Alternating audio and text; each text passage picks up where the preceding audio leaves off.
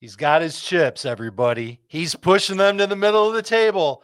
Adam Aizer, Ace is all in. Here are his favorite fantasy players for 2025.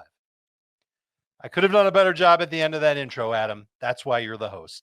But you are a big time fantasy football fan, just like all of us. I want to know the first name on your all in list for 2025. I just took him 9th overall in the FFT Open. I took him ahead of Ashton Genty, and I took him thinking I'm probably not going to get a good running back in round 2, so this is a mistake. I should just take the running back, but I couldn't pass up Nico Collins. I love Nico Collins. He's wide receiver 3 for me. I am very tempted to make him wide receiver 2. I haven't had to choose between him and CeeDee Lamb, but if I had, let's say, the 4th pick in a draft or something, and I had to choose between Nico and CeeDee Lamb, I might be so bold as to take Nico Collins. Here's why. In terms of yards per target, yards per catch, yards per route run, we are talking about one of the most efficient wide receivers in the NFL. Think about A.J. Brown and how good A.J. Brown is. And we just know if A.J. Brown were on a team where he could get 170 targets or something like that, A.J. Brown might be wide receiver 1. He's that good. It's the Eagles' offense and the pass attempts that hold them back. Nico is just like that. Nico is so good and he's so efficient. And last year, the start he got off to was just insane. The first 4 weeks, Nico Collins is on pace for 2,100 yards almost, 9 touchdowns, 183 targets. He had a 29.3% target share. That was with Stephon Diggs and Tank Dell. I believe that he was not the same player coming back from the hamstring injury, and he was still fine after that. But I think we've got the potential I don't think he can be wide receiver 1 because I don't think he gets 10 targets a game, but I do think he can be wide receiver 2 or 3, and I love walking away with him. If you can get him in the 2nd round, you struck gold, but late 1st round is amazing for Nico. I agree. I think he's a first round pick as well. Top 10 in full PPR, 8.3 targets per game last year. His target per route run rate was higher once Stephon Diggs and Tank Dell were off the field. But I don't know how many targets Christian Kirk, Jaden Higgins, Jalen Noel will take away. And we know that the run game, huge question mark in Houston. So I like where you're coming from with that. I like him at 7th overall in a PPR league. All right, next name, Adam. Who you got? Well, actually, I'm going to stick there with a sleeper, and it's Christian Kirk, actually. And I don't even mind. I don't set out to take both Kirk and Collins. I don't think it's one of the situations where if Collins got hurt, Kirk would go crazy or anything like that. But I do think Christian Kirk is kind of similar to Khalil Shakir, Jacoby Myers, guys like that. He's not going to score a lot of touchdowns, but I was pretty encouraged. I don't want to make too much of a preseason game, and I was encouraged by his usage, and I just think he's going to sort of be like Stephon Diggs. I don't think he's going to be as good as Diggs was last year, but play that slot role, hopefully get 7-ish targets, 6, 7 targets per game, hopefully score about 11 or more PPR fantasy points per game, and maybe a little bit more than that. Maybe you can have a nice year. I think we're talking about a top 36 wide receiver that you can get somewhere around wide receiver 50. So I like Christian Kirk. I think once the Texans figure out their run game, a.k.a. when Joe Mixon is healthy, Christian Kirk is going to go back to the fantasy bench. But until then, I think he offers them just a nice short area target, a layup type play, an extended run. And those are the types of plays that can help make slot receivers helpful in full PPR. So I like where you're coming from. Diggs, by the way, last year, Adam, 8 targets per game in that Houston offense. All right, you got a sleeper, you got a stud. They're all in Houston. They're all in Texas. Are we staying in Texas for the next name? No, we're going to Chase Brown. I was just talking to Jamie on FFT, and I was saying that I had this group of 7 elite running backs and 8 elite wide receivers, and I wanted to get 2 of them, which is you're only guaranteed to do that if you're picking 10th, 11th, or 12th in a 12-team league. But in a full PPR league, I have now moved Chase Brown to that now top 16, where I have now 8 elite running backs, 8 elite wide receivers, and I'm comfortable taking him 16th overall.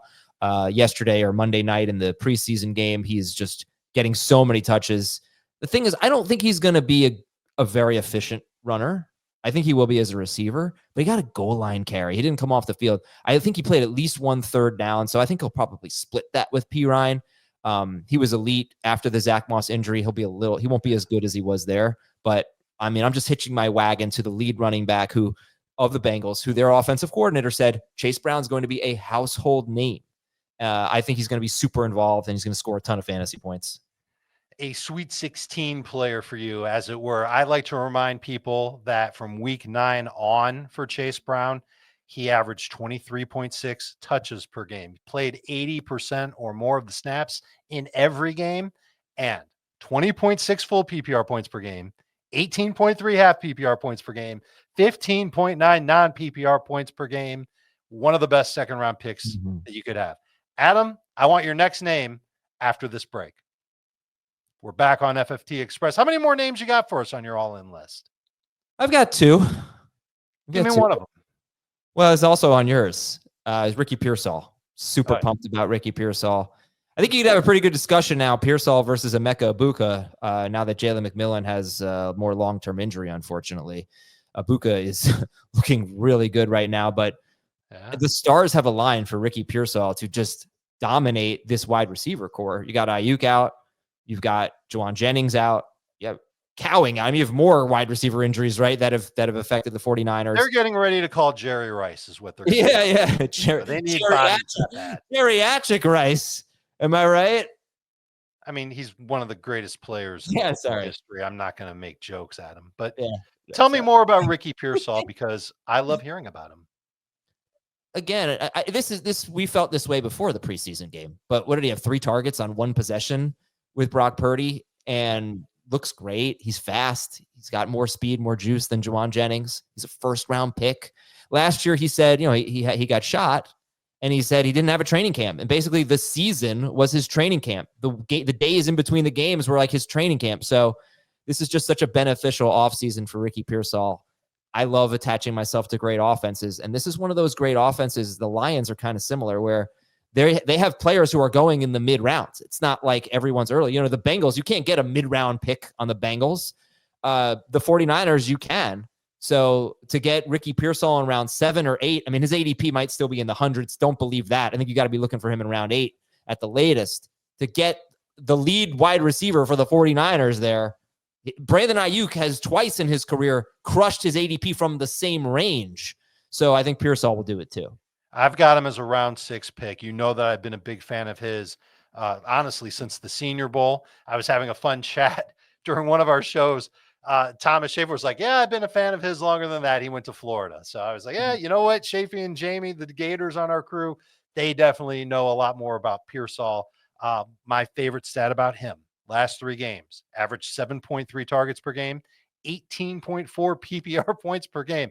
I do want to ask you this very quick question. Yeah. Let's say we're a week out from the start of the regular season, 49ers opening the year against the Seahawks, and all of a sudden, Juwan Jennings is back at practice. Does that temper your expectations for Pearsall, or have you really shoved it all in here with Ricky?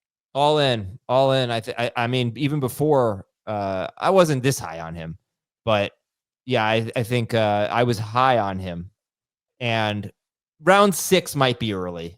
We might be looking at round 7 if Jennings is back, because it's not like Ayuk is going to miss the whole season, right? You got to get through a whole 18 weeks. Ayuk will be there for at least half of it, we think. Do you expect Brandon Ayuk to come back and look like the Brandon Ayuk from 2020 as soon as he's got to go through his training camp too? He's going to have a 4-week period. We don't know when he'll be back or how effective he'll be. I get where you're coming from on Pearsall, but I'm very excited about him because of how things have played out in San Francisco. You have one more name. Give it to me. Tyler Warren, another guy. I think you and I are you're just stealing my list now. I know. It's just, I think the thing with tight end is, I would say George Kittle. George Kittle is my favorite tight end to draft, but if I don't get one of the top 3, I'm almost certainly waiting to take Tyler Warren. That's just kind of how it's been. You can back him up with another tight end. I think it's relevant because I think it's very good for him that Daniel Jones is the quarterback and not Anthony Richardson. Apparently Jones is going to have a long leash. Jones versus Richardson, I expect just a lot more pass attempts. I don't know that they're going to be better passes, but more pass attempts. Seems like Jones has been kind of looking for Tyler Warren in the preseason. So I don't think it's I don't think it's possible that he could have Brock Bowers kind of season, but I do think he could have a Sam Laporta type rookie season, not legendary, but really good. Laporta, I think, was tight end 1. So that's still probably pretty legendary. He averaged 14 PPR points per game as a rookie. Yeah. I mean, maybe I say the ceiling is like 13, but could be really good value, Tyler Warren. Well, David Njoku averaged 13.5 PPR points per game last year. I don't know if Warren's going to get that same type of target volume that Njoku had, especially when Njoku was working with quarterbacks not named Deshaun Watson. But I do love Warren's ability to break tackles, extend plays. I think he's going to get used near the goal line. I don't really love anybody tied to Daniel Jones as a quarterback, but I do agree with you on that one point. With Jones under center, it should be better for his pass catching options. So there you have it. Dave Richards, Adam Aizer's all in list. Yeah. You stole a couple from me, but I'm happy to share them with you. Now take those names with you to your fantasy drafts this weekend and get them on your team, and you'll be all in on them too. See you next time on Fantasy Football Today Express.